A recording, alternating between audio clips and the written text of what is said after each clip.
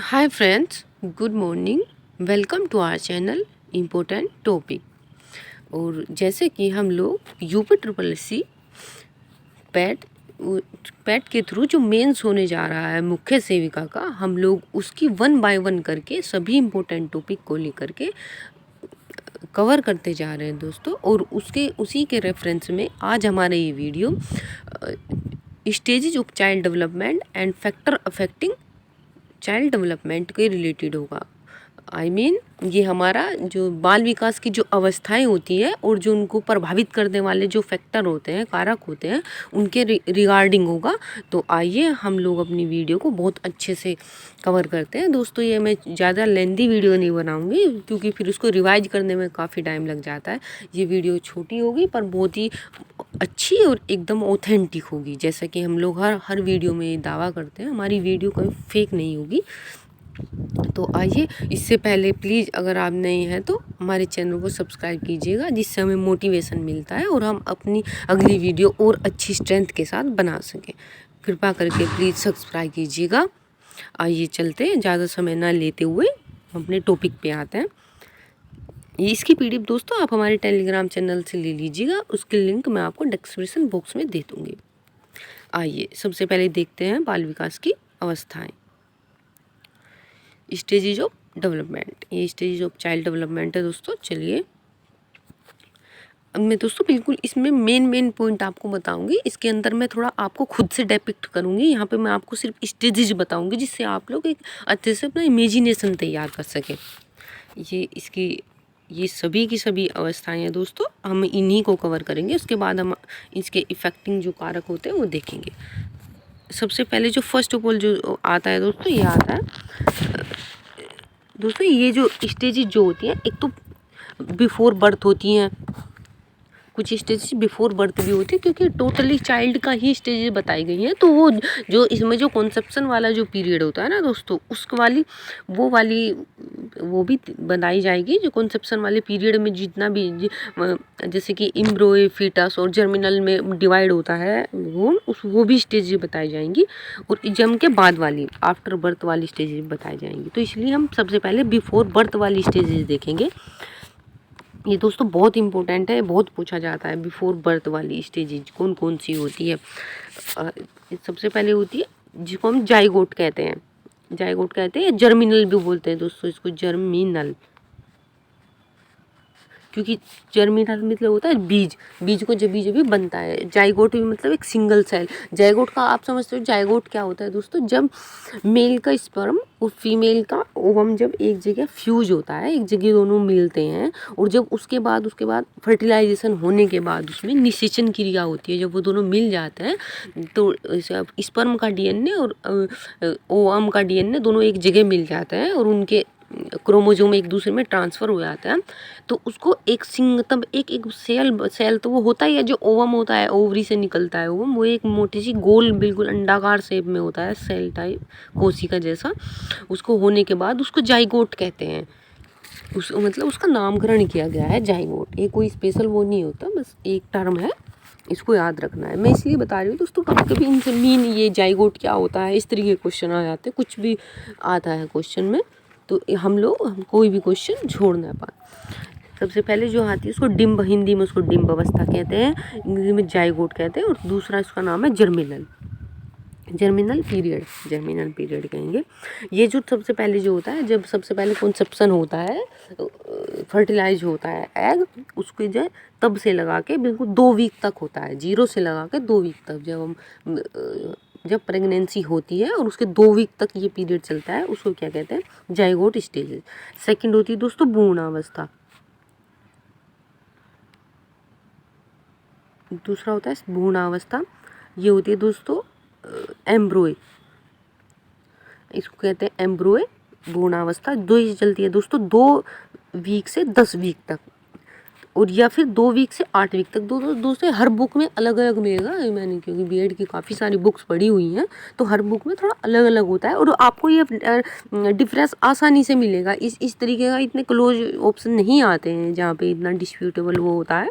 अगर ये 2 और 8 दोनों होता है तो फिर दोनों पे ही नंबर मिलेगा। 2 से 10 वीक और 2 से 8 वीक या फिर 2 से 2 मंथ, क्योंकि 8 वीक जो 2 मंथ के अराउंड हो जाता है ना, इसलिए। तो तीसरा जो आता है उसको कहते हैं शिशुकाल, उसको कहते हैं फिटस, शिशुकाल फीटस। आप थोड़ा इंग्लिश में ही टर्म याद रखिएगा, जिसको ऐसे हिंदी में ही फीटस लिख के दे देता है तो थोड़ा कन्फ्यूजन हो जाता है, इसीलिए। जो 2 month to birth 9 month, 2 month to 9 month, ये होती है दोनों जन्म से पूर्व की अवस्थाएं, before birth, stages before birth. अब दोस्तों हम जन्म के बाद की अवस्थाएं देखेंगे।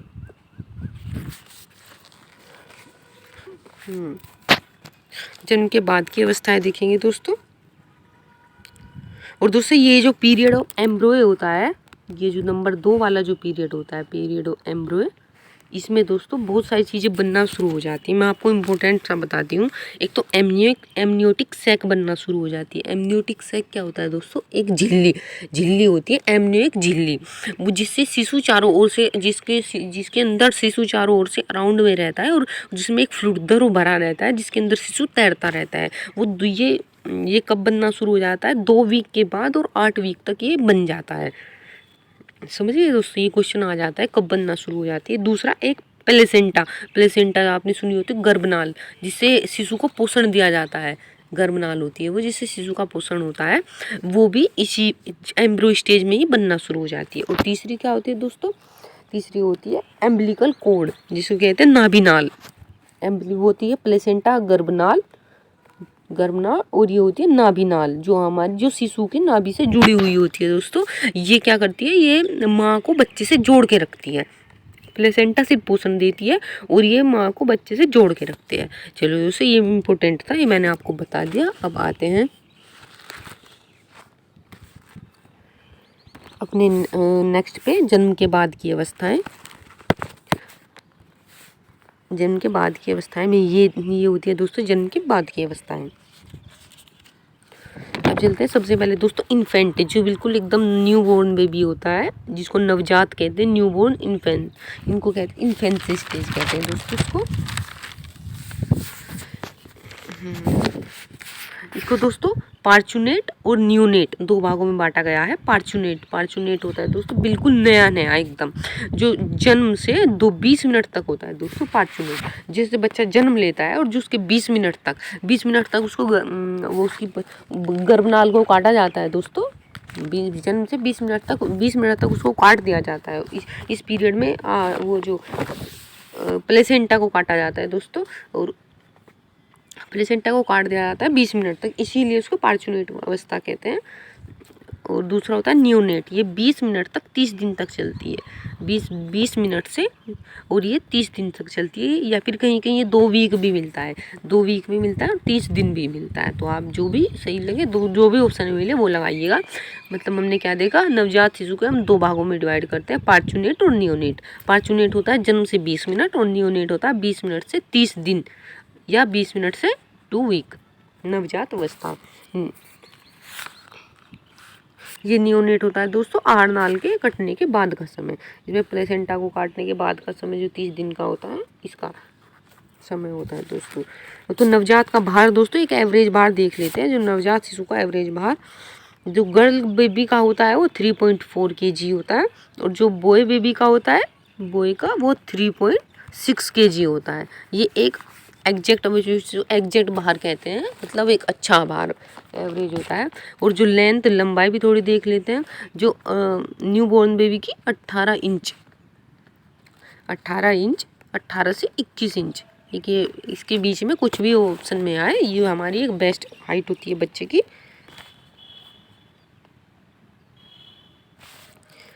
चलिए अब चलते हैं नेक्स्ट। सो आप समझ रहे होंगे। सेकंड पे आते हैं हम लोग अपनी शैशवावस्था दोस्तों, ये हमारी 2 वीक से 2 ईयर तक होती है। 2 वीक से 2 ईयर तक शिशु रहता है बच्चे, जो हम रहते हैं शिशु, 2 वीक से लगा के या फिर 30 दिन से लगा के 2 ईयर तक होता है।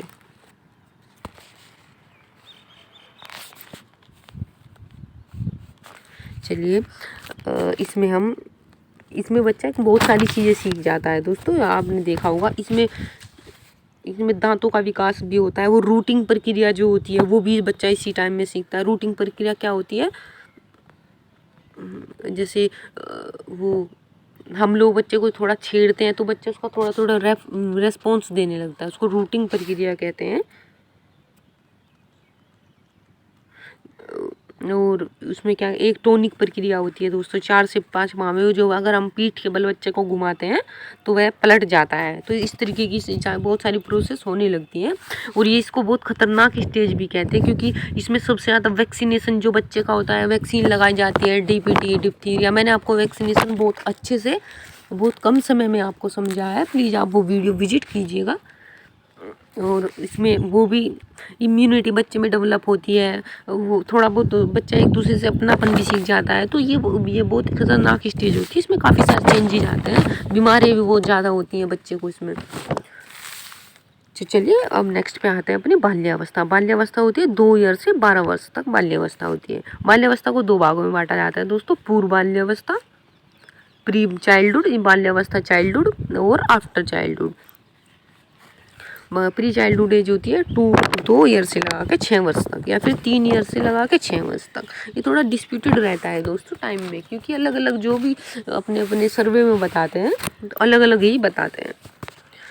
और उत्तर बाल्यावस्था होती है 6 से 12 या फिर 6 से 11। इसको दोस्तों किंडरगार्टन स्टेज भी कहते हैं। आपने देखा होगा किंडरगार्टन व्यवस्था किसने दी थी, फ्रोवेल ने इसको बताया था। किंडरगार्टन स्टेज भी इसको कहते हैं, क्योंकि बच्चे इसमें प्री स्कूल होता है, स्कूल से पहले की अवस्थाएं होती है, और उसमें बच्चा थोड़ा खेलने कूदने वाला, उसमें किंडरगार्टन फ्रोवेल ने जो पद्धति बताई थी उन बच्चों को देखते हैं। बच्चों को उन्होंने बताया था कि बच्चों को खेल खेल से ही सिखाना चाहिए, स्कूलिंग उनकी खेल खेल में होनी चाहिए, तो इसीलिए इसको किंडरगार्टन एज कहते हैं। नेक्स्ट आते हैं दोस्तों वृद्धावस्था के आगे यौवनावस्था, जिसको प्यूबर्टी कहती है दोस्तों। इसको वयस्संधि एज भी कहते हैं, हिंदी में इसको वयस्संधि एज कहते हैं,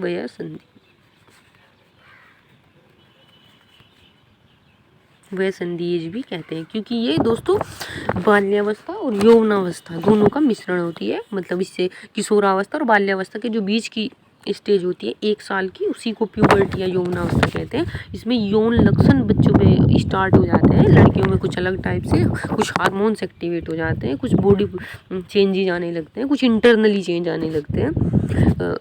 इसीलिए इसको वयस्संधि मतलब संधि स्थली कहते हैं। यौवनावस्था प्यूबर्टी, इसका जो टाइम होता है दोस्तों 11 से 12 ईयर, 12 से 13 ईयर। ये किशोरावस्था से शुरू होने से पहले और बाल्यावस्था खत्म होने के बाद की अवस्था है, इसलिए इसको वयस्संधि कहते हैं। नेक्स्ट पे आता है किशोरावस्था। किशोरावस्था दोस्तों 12 से या फिर 13 से 18 ईयर तक होती है। 12 से 18 या फिर 13 से 18 तक होती है। ये भी 2 भागों में डिवाइड है दोस्तों, पूर्व किशोरावस्था और उत्तर किशोरावस्था। पूर्व किशोरावस्था दोस्तों 13 से 14 ईयर में होती है, और जो उत्तर किशोरावस्था होती है वो 15 से 18 या फिर 14 से 18 होती है दोस्तों। इसमें काफ़ी सारी वो होती हैं, इसमें बहुत सारे चेंजेस आते हैं। कामुकता के जागरण की अवस्था होती है, तो थोड़ा अट्रैक्शन जो मेल का फीमेल के प्रति, फीमेल का मेल के प्रति अट्रैक्शन होता है वो स्टार्ट हो जाता है, और एक बहुत समस्या से गुजरता है बच्चा इसमें, क्योंकि बहुत सारे हार्मोनल चेंज होते हैं, बहुत सारी मेंटलिटी चेंज होती है, बच्चा मैच्योरिटी की तरफ जाता है। तो उसमें थोड़ा बहुत सारा उथल पथल सी रहती है बच्चों के माइंड में। और फिर दोस्तों पढ़ने में किसी बच्चे का इंटरेस्ट लगने लगता है, तो ये भी एक बहुत सारा मतलब एक टर्निंग पॉइंट होता है, हम कहें इस तरीके से। और नेक्स्ट पे आते हैं अपने प्रौढ़ावस्था। प्रौढ़ावस्था दोस्तों अडल्ट, जिसको हम कहते हैं अडल्ट एज, ये 18 से 60 वर्ष तक होती है दोस्तों, 18 से 60। इसको भी 2 भागों में बांटा गया है, प्री प्रौढ़ावस्था पहले वाली, प्रारंभिक प्रौढ़ावस्था और मध्य प्रौढ़ावस्था। ये जो प्रारंभिक प्रौढ़ावस्था होती है दोस्तों ये 18 से 40 वर्ष होती है, और मध्य प्रौढ़ावस्था या उत्तर प्रौढ़ावस्था दोनों में से कुछ भी कह सकते हैं, ये जो होती है 40 से 60 ईयर तक होती है, 40 से 60 ईयर तक होती है। अब आते हैं दोस्तों वृद्धावस्था, ओल्ड एज। ये 60 से हमारी डेथ तक वृद्धावस्था चलती है। 60 से ओल्ड एज, जब तक डेथ होती है तो इसको हम ओल्ड एज ही कहते हैं। तो इसमें कोई ज़्यादा उतार चढ़ाव नहीं आते हैं दोस्तों, ये तो एक अपनी हमारी पतन की अवस्था होती है। इसमें तो और चीज़ों में वैसे हमारे शरीर में थोड़ी कमजोरी आना शुरू हो जाती है, इस तरीके की बहुत सारे लक्षण आपको पता ही है क्या क्या होता है, ये स्टार्ट हो जाते हैं। तो ये हमारा पूरा का पूरा जो हमारा चार्ट हो गया दोस्तों। इसको इम्पोर्टेंट है, ये बिल्कुल याद कीजिएगा। ये अवस्थाएं बहुत पूछा जाता है कि उसका टाइम ड्यूरेशन कब से कब तक होती है, शिशु अवस्था कब से कब तक होती है, फिटस कब से कब तक होता है, इस तरीके से इसको बिल्कुल याद रखिएगा। और हम अब देखते हैं factor affecting child development. Child development को प्रभावित करने वाले कारक अब देखते हैं दोस्तों। एलिमेंट टू अफेक्टिंग डेवलपमेंट, जो हमारे तत्व हैं जो डेवलपमेंट को इफेक्ट करते हैं, सबसे पहले उसमें क्या आता है, हेरिडिटरी। तो इसमें बच्चों के हेरिडिटरी आते हैं। तो बच्चों के त्वचा का रंग, बच्चों की बुद्धि, मानसिकता, गुण माता पिता के परिवार पर ही जाते हैं। माता पिता ये जो भी परिवारजन होते हैं उनके कारक सबसे पहले बच्चों के अंदर आने लगते हैं, क्योंकि क्रोमोसोम्स बच्चे के अंदर जाने लगते हैं। उसमें से 23 क्रोमोसोम्स पिता के जाते हैं, 23 क्रोमोसोम्स माता के जाते हैं। तो इसीलिए बच्चे में कुछ गुण माता के पक्ष से आते हैं, कुछ गुण परिवार के पक्ष में आते हैं जो माता परिवारजन में से आते हैं। इसीलिए ये बच्चे को इसका बहुत बड़ा इफेक्ट पड़ता है, क्योंकि उसके गुण उसके माता पिता से ही बहुत सारे गुण उसमें ट्रांसफ़र होते हैं। ये एक इम्पोर्टेंट है। और दोस्तों वातावरण, जो बच्चे का जो वातावरण होता है वो भी बहुत बड़ा इफेक्ट करता है बच्चे को। जन्म से पूर्व का वातावरण, जैसे गर्भ के दौरान माँ के खान पान, रहन सहन, खुशी और दुख का बच्चों पर बहुत फर्क पड़ता है। अगर माँ परेशान रहती है तो बच्चा भी जो पैदा होता है वो काफ़ी चिड़चिड़ा और शांत मन वाला बच्चा नहीं होता है। और बच्चा, माँ का खान पान अगर अच्छा नहीं है, माँ को पोषित है, तो बच्चा ओबियसली को पोषित होता है। तो इसका भी बहुत बड़ा फ़र्क पड़ता है। ये भी एक बहुत बड़ा फैक्टर है चाइल्ड विकास को करने का। बच्चा का विकास और वृद्धि इन सबसे वृद्धि होती है। और जन्म के बाद का जो वातावरण है, अगर घर के माहौल में, अगर जन्म के बाद का घर का माहौल वातावरण प्यार, दुलार, आर्थिक खर्च आदि का होता है तो बच्चा खुश रहता है। और इन सब का फ़र्क बच्चे पर पड़ता है। अगर वही लड़ाई झगड़े वाला माहौल है घर का, तो बच्चा भी इसी तरीके का झगड़ालू हो जाता है। नेक्स्ट पे आते हैं अपना लिंग का भी दोस्तों फ़र्क पड़ता है। अगर लड़की होती है तो उसकी ग्रोथ एक अलग तरीके से होती है, उसकी हाइट अलग तरीके से होती है। और वो कुछ मेच्योरिटी में भी डिफरेंस होता है, क्योंकि लड़कियां अक्सर जल्दी मेच्योर हो जाती हैं और लड़कों की हाइट जल्दी बढ़ जाती है। लड़कियां थोड़ी छोटी होती हैं लड़कों से, और लड़कों का वेट भी थोड़ा ज़्यादा बढ़ जाता है, इसीलिए थोड़ा फ़र्क होता है। ये भी एक बहुत बड़ा फैक्टर होता है चाइल्ड डेवलपमेंट में। चौथा आता है पोषण, न्यूट्रिशन, नरिशमेंट जिसको हम कहते हैं। पोषण में जन्म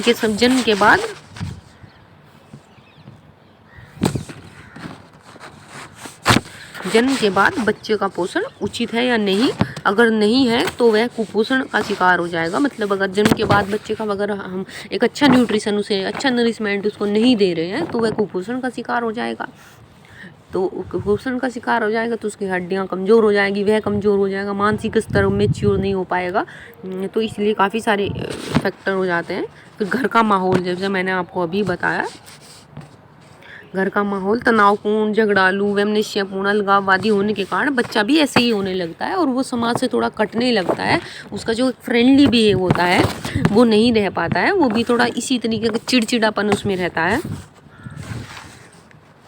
और ये चोट एवं रोग, अगर बच्चे को कोई चोट लग जाती है या फिर कोई बीमारी हो जाता है, तो आपने देखा होगा बच्चे उस ड्यूरेशन में बहुत चिड़चिड़े हो जाते हैं और बहुत अलग से रहने लगते हैं, डिफरेंट सा बिहेव करने लगते हैं। और अगर कोई किसी रोग से पीड़ित हो, चोट लग जाती है, रोग से पीड़ित हो जाता है, तो बच्चा थोड़ा अपने आप में ही एक ऐसा फील करने लगता है, जिससे उसका एक विकास प्रभावित होता है, उसकी मेच्योरिटी, उसका माइंड उससे इफेक्टेड होता है। मैं मेंटली बहुत, उसका फिजिकली दोनों तरीके से उसको कमज़ोर होने लगता है और उसको अपनी हीनता समझने लगता है। उसमें एक हीनता की, इन्फीरियरिटी की भावना आने लगती है कि दूसरे बच्चे तो मुझसे बहुत ज़्यादा मेच्योर है, शक्तिशाली, और मैं बहुत कमज़ोर हूँ। तो इससे वो बच्चों से कटने लगता है। तो ये बहुत बड़ा फ़र्क होता है। एक शुद्ध वायु और प्रकाश, बच्चे को शुद्ध वातावरण देना बहुत ज़रूरी है। ये तो हम सभी लोग कहते हैं, बच्चे के लिए क्या, इवन ये तो हम सभी के लिए बहुत ज़रूरी होता है। हम लोग अगर स्वस्थ से पर्यावरण में, स्वस्थ से माहौल में रहते हैं तो मन अपने आप ही शांत हो जाता है। क्योंकि ये पार्क वगैरह में हम लोग जाते हैं तो अपने आप मन को शांत करने के लिए वहाँ पे जाते हैं। एक अच्छापन में लगाव रहता है, वहाँ पे शुद्ध वायु होती है, सो वातावरण शांत होता है। तो वो प्रकृति, क्योंकि एट दी एंड मानव भी तो बना हुआ नेचुरल से ही है ना, नेचर से ही बना हुआ है मानव भी। तो वहाँ पे जाता है तो उसे अपनापन लगता है वहाँ पे, क्योंकि वो उसी से फॉर्म हुआ है।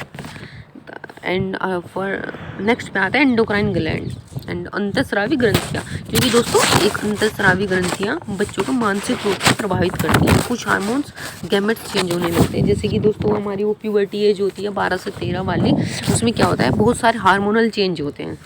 बच्चों के गैमेट्स जो होते हैं, जननांग जो होते हैं वो विकसित होने लगते हैं, लड़कियों के अलग टाइप से, लड़कों के अलग टाइप से, और हमारे अंदर एक्टिविटी होने लगती है, थोड़ा अट्रैक्शन बढ़ने लगता है। तो ये एक बहुत बड़ा फैक्टर हो जाता है। वो स्टेज बच्चों के लिए बहुत अलग होती है। बच्चा उसमें बहुत अपने आप में बहुत शर्म महसूस करता है, बहुत हीनता, अपने आप को छिपाने की कोशिश करता है थोड़ा, क्योंकि स्टार्टिंग फेज होता है तो वो थोड़ा उसको एडजस्ट करने में उसको टाइम लगता है। इसीलिए वो उन दिनों में वो बहुत ही स्ट्रेसफुल सा रहेगा, परेशान सा रहते हैं बच्चे। लड़कियां भी थोड़ा इन्फीरियर सा समझने लगती हैं। तो ठीक है दोस्तों, ये हमारे थे हमारे कारक, और भी एक दो हो सकते हैं, बट मेजर जो इम्पोर्टेंट जो फैक्टर थे वो मैंने सभी आपको करा दिए। होप सो आपको ये अच्छा लगा होगा। और दोस्तों अगर आपको प्लीज़ ये अच्छा लगा हो तो हमारा चैनल सब्सक्राइब कीजिएगा, जिससे हमें थोड़ा मोटिवेशन मिले। नमस्कार दोस्तों, मिलते हैं अपने नेक्स्ट टॉपिक पे, तब तक के लिए